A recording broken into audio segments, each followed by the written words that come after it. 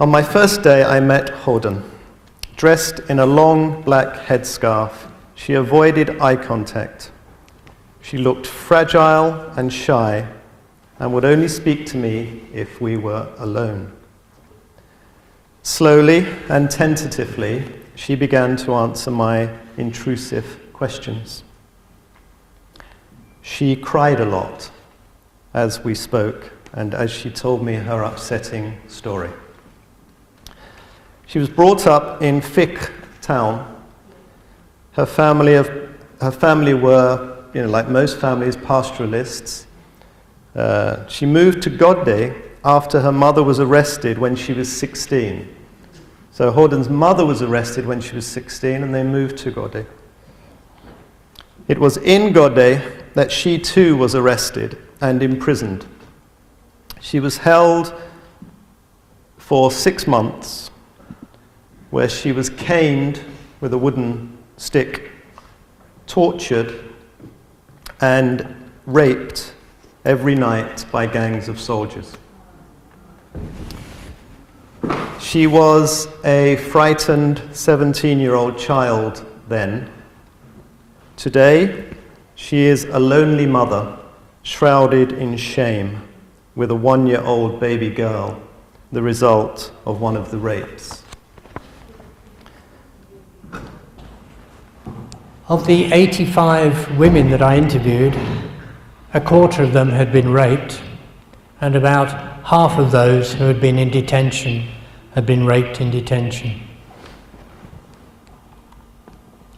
This is Fatuma, who also is in the Ogaden community in Johannesburg.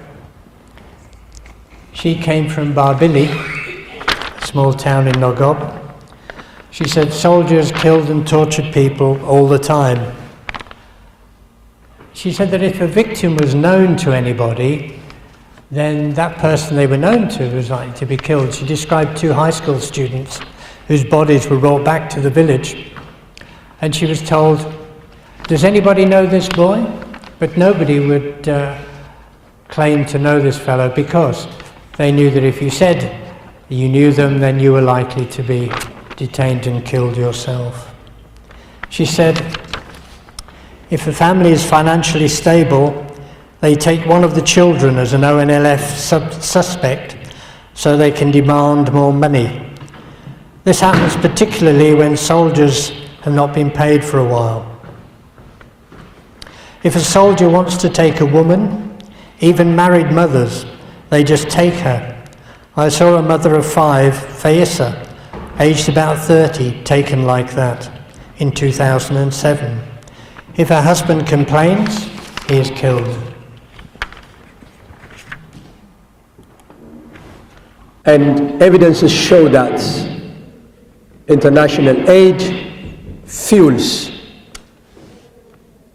human rights violations and repression. I mean, there is a big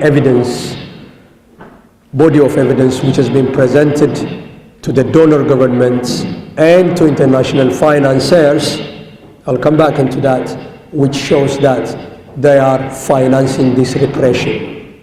They may say unwittingly, but we are saying knowingly.